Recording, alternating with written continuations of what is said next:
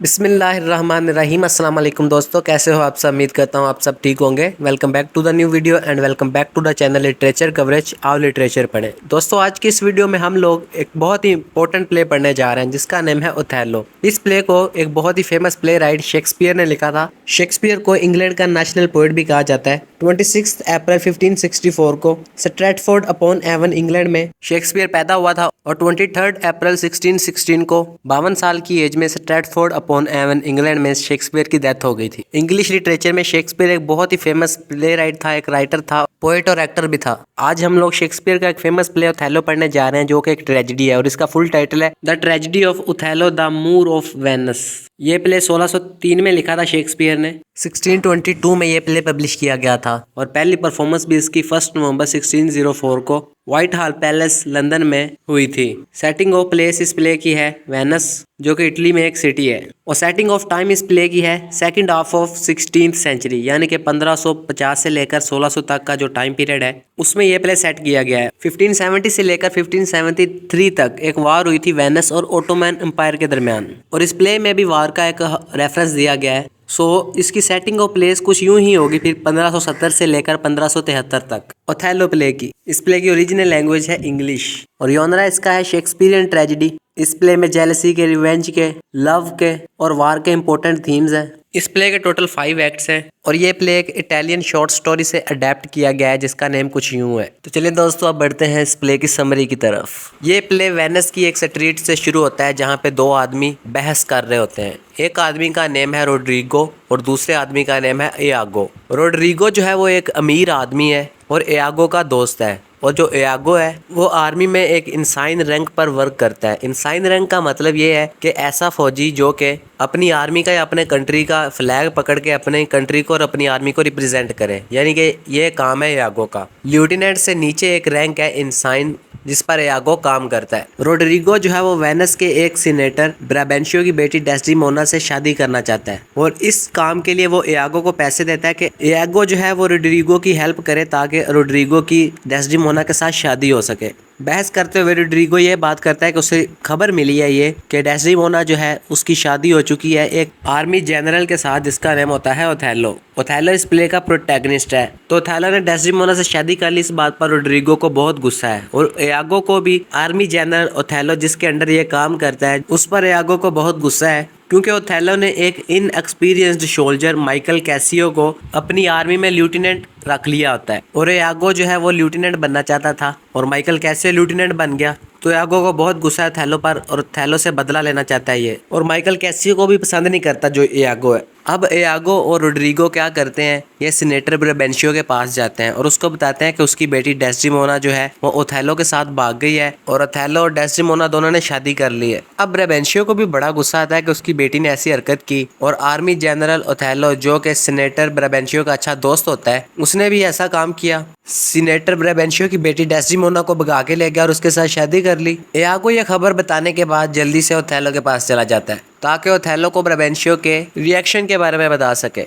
ब्राबेंशियो जो है वो वेनिस के ड्यूक के पास जाता है और उसको सारी सूरत हाल बताता है कि ये मामला है, उसकी बेटी डेस्डिमोना को ओथेलो जो है वो भगा के ले गया। फिर ब्राबेंशियो, ओथेलो और डेस्डिमोना वेनिस के ड्यूक के पास जमा हो जाते हैं। तो जो ब्राबेंशियो है वो इल्ज़ाम लगाता है ओथेलो पर कि ओथेलो ने सिड्यूस किया उसकी बेटी डेस्डिमोना को, विच क्राफ्ट जादू टोना करके ओथेलो ने डेस्डिमोना को अपने साथ भगाया और उससे शादी कर ली। तो ओथेलो ये जवाब देता है आगे से कि उसने डेस्डिमोना को सेड्यूस नहीं किया बल्कि उसने अपनी वार की स्टोरीज सुनाकर, अपनी बहादुरी के किस्से सुनाकर, मुख्तलिफ वार्स और ट्रेवल्स के एडवेंचर्स के बारे में डेस्डिमोना को बताकर उसे इम्प्रेस किया। और डेस्डिमोना भी कहती है कि उसने अपनी खुशी से ओथेलो के साथ भागकर शादी की है क्योंकि वो उससे पसंद करती है, उससे प्यार करती है और ओथेलो के प्यार के लिए उसने ओथेलो के साथ शादी की। तो ड्यूक ओथेलो और डेस्डिमोना की बात को अहमियत देता है और एक तरह से ओथेलो और डेस्डिमोना ये केस जीत जाते हैं। ड्यूक को यह खबर मिलती है कि तुर्कों ने हमला कर दिया है साइप्रस कंट्री पर। ड्यूक ओथेलो को फौरन वहां पे जाने का कहता है साइप्रस कंट्री में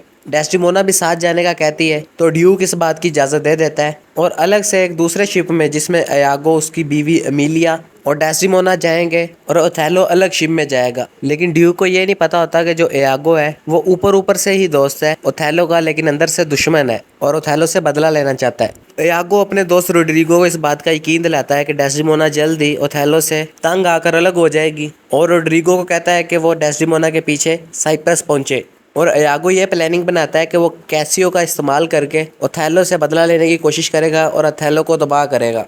अगले दिन साइप्रस के गवर्नर मोंटेनो के साथ दो आदमी खड़े होते हैं साहल पर, समुंदर के किनारे पर, और एक और तीसरा आदमी आकर बताता है गवर्नर मोंटेनो को कि तुर्कों के जो जहाज हैं वो समुद्री तूफान की वजह से तबाह हो गए हैं, सो अब जंग नहीं करनी पड़ेगी, जंग का खतरा टल गया है। फिर माइकल कैसियो का जहाज आता है, उसके बाद इयागो, एमिलिया और डेस्टिमोना ये तीनों एक जहाज में होते हैं, ये जहाज भी आ जाता है साइप्रस और रोड्रिगो भी इयागो के साथ ही होता है और फिर ओथेलो भी आ जाता है अपने शिप में। ओथेलो आकर अपनी बीवी से मिलता है और सबको बताता है कि साइप्रस जो है अब वो तुर्कों के हमले से बच गया है, तो इस रात पार्टी होगी। इयागो रोड्रिगो के साथ मिलकर ये प्लान बनाता है कि पार्टी पर रोड्रिगो जो है वो कैसियो के साथ लड़ेगा और कैसियो की इंसल्ट होगी, सब लोगों की नज़रों में कैसियो की वैल्यू कम हो जाएगी। तो फिर रात को पार्टी शुरू होती है। कुछ टाइम के बाद ओथेलो पार्टी से चला जाता है और इयागो कैसियो के पास जाता है और उसे बहुत ज़्यादा शराब पिलाता है। उसके बाद इयागो रोड्रिगो को भेजता है कि जाके कैसियो के साथ लड़े, तो रोड्रिगो जाके लड़ना शुरू कर देता है। कैसियो और रोड्रिगो की काफ़ी ज़्यादा फाइट होती है। गवर्नर मोंटेनो आकर छुड़वाने की कोशिश करता है तो कैसियो उसे नकीले हथियार के साथ जख्मी कर देता है। इयागो रोड्रिगो को खतरे की घंटी बजाने का कहता है पूरे टाउन में। घंटी बजती है तो फिर ओथेलो आता है और ओथेलो आकर पूछता है कि पहले लड़ाई किसने शुरू की, तो इयागो बताता है कि कैसियो ने शुरू की थी।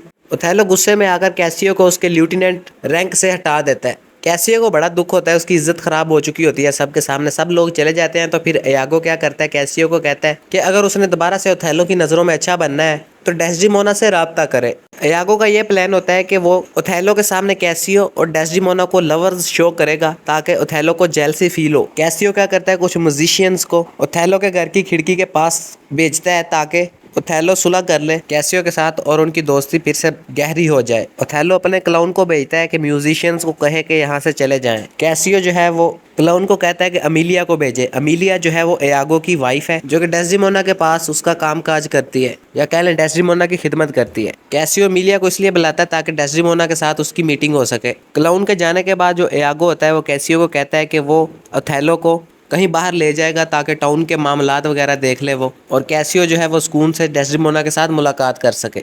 फिर इयागो, ओथेलो और एक और आदमी टाउन के मामलात देखने के लिए चले जाते हैं। फिर कैसियो और डेस्डिमोना की मीटिंग होती है, एक प्राइवेट मीटिंग। तो डेस्डिमोना जो है वो बड़ी हमदर्दी का इजहार करती है कैसियो के लिए और कहती है कि वो पूरी कोशिश करेगी कि ओथेलो को मनाए ताकि कैसियो को दोबारा से लेफ्टिनेंट का रैंक मिल सके और ओथेलो कैसियो की गलती को माफ़ कर दे। कैसियो फिर जाने ही लगा होता है डेस्डिमोना के पास से कि इयागो और ओथेलो आ जाते हैं। ओथेलो देखता है कि ये कैसियो ही है, ये इसकी बीवी के पास क्या कर रहा है। कैसियो ओथेलो से कोई बात नहीं करता और चला जाता है बिना बात किए ही। इयागो फिर ओथेलो के जहन में गलत फहमी पैदा करता है और कहता है कि डेस्डिमोना का और कैसियो का अफेयर है। ओथेलो को बड़ी जेलसी फील होती है, बड़ी जलन होती है उसको। फिर ओथेलो जब अपनी बीवी डेस्डिमोना के पास जाता है तो डेस्डिमोना कैसियो की बात करती है ओथेलो के साथ और ओथेलो को कहती है कि कैसियो को दोबारा से लेफ्टिनेंट के रैंक पर रख ले, यानी कैसियो को दोबारा से लेफ्टिनेंट बना दिया जाए। ये बात सुनकर ओथेलो के जहन में ये शक पैदा हो जाता है, ये गलतफहमी पैदा हो जाती है कि उसकी बीवी वफादार नहीं है उसके साथ, और ये शक, ये गलत फहमी इयागो पैदा करता है ओथेलो के जहन में।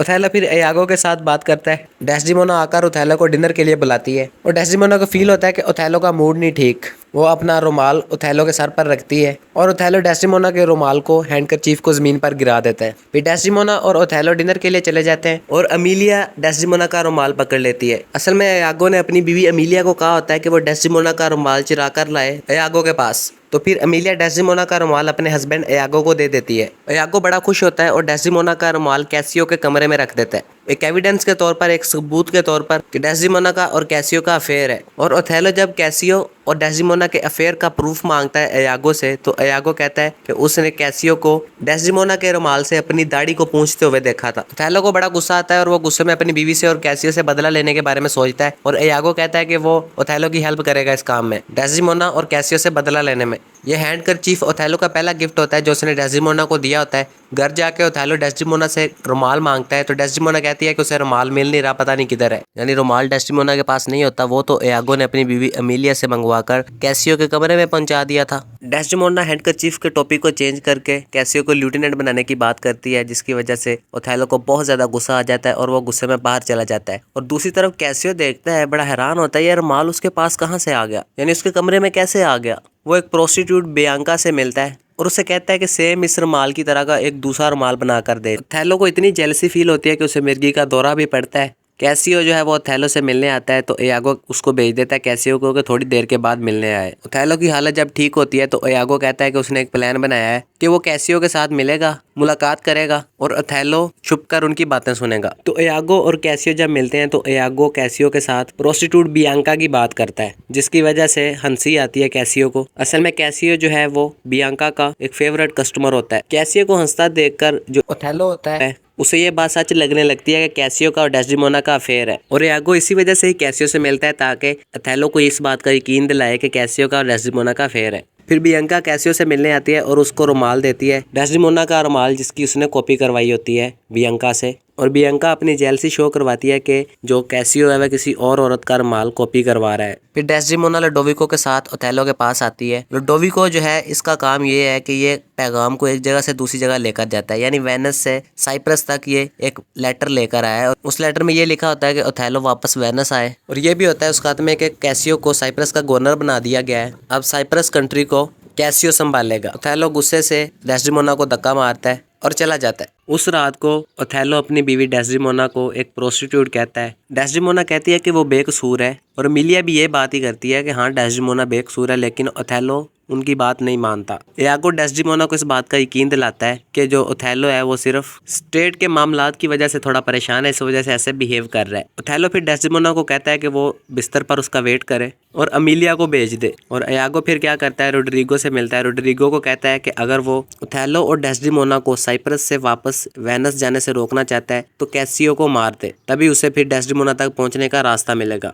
यानी हर तरफ इयागो ने साथ डाला हुआ है, गलत फहमियाँ फैलाई हुई हैं और खूब लड़ाइयाँ करवा रहा है। रोड्रिगो फिर इयागो की बात मान लेता है और कैसियो को मारने के लिए छुपकर एक जगह पर बैठ जाता है। और जब कैसियो वहां से गुजरता है तो रोड्रिगो उस पर हमला कर देता है, लेकिन रोड्रिगो का हमला नाकाम जाता है और कैसियो जो है वो रोड्रिगो पर हमला कर देता है और रोड्रिगो जख्मी हो जाता है। इयागो भी वहां पर आ जाता है और कैसियो को जख्मी कर देता है। कैसियो के चीखने की आवाज़ जब सुनाई देती है ओथेलो को, तो ओथेलो को लगता है कि इयागो ने कैसियो को मार दिया है, क्योंकि इयागो ने यह बात की होती है कि वो कैसियो को मार देगा। लुडोविको और ग्रेजियानो आते हैं देखने के लिए कि मामला क्या है आखिर। इयागो फिर से आता है ये बहाना बनाकर कि उसे बहुत गुस्सा है, यानी गुस्सा होने का ड्रामा करता है। और जब आकर देखता है कि रोड्रिगो ने कैसियो पर हमला करने की कोशिश की तो अपने ही दोस्त रोड्रिगो को कत्ल कर देता है जो इयागो है। और कैसियो को फिर ले जाया जाता है उसके जख्म पर मरहम पट्टी करने के लिए। अब जो ओथेलो होता है वो अपने बेडरूम में अपनी सोई हुई बीवी डेस्डेमोना के सर पर आकर खड़ा हो जाता है, उसे मारने के लिए बिल्कुल रेडी होता है। डेस्डेमोना उठ जाती है और माफ़ी मांगती है बड़ी इमोशनल होकर, लेकिन ओथेलो जो है उसकी एक बात नहीं सुनता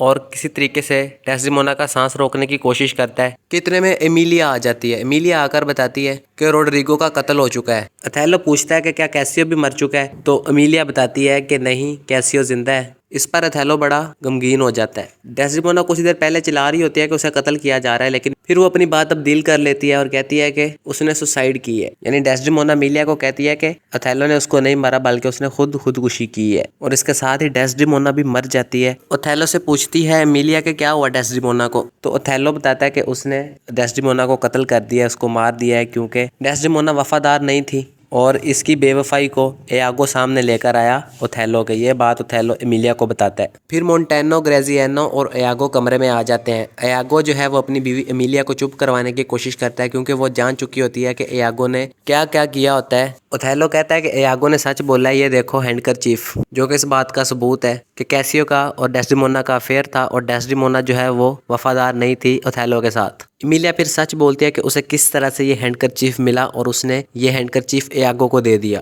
इयागो के कहने पर ही। ये बात सुनकर ओथेलो को एक झटका सा लगता है और वो रोना शुरू कर देता है। ओथेलो फिर इयागो को मारने की कोशिश करता है, लेकिन इयागो ओथेलो की तलवार छीन लेता है उससे, या फिर ओथेलो का हथियार छीन लेता है और इयागो फिर अपनी बीवी एमिलिया का मर्डर कर देता है, उसको मार देता है और भाग जाता है। लेकिन भागते भागते लुडोविको और मोंटेनो इसको पकड़ लेते हैं इयागो को और इसको कैदी बनाकर ले आते हैं। फिर कैसियो को भी लाया जाता है एक चेयर पर बिठाकर, क्योंकि वो जख्मी होता है इसलिए। ओथेलो फिर इयागो को जख्मी कर देता है, लेकिन फिर से उससे हथियार ले लिया जाता है। लुडोविको ओथेलो को वेनिस वापस चलने का कहता है। ओथेलो फिर एक स्पीच देता है जिसमें वो बताता है कि उसे किस तरह से याद रखा जाए।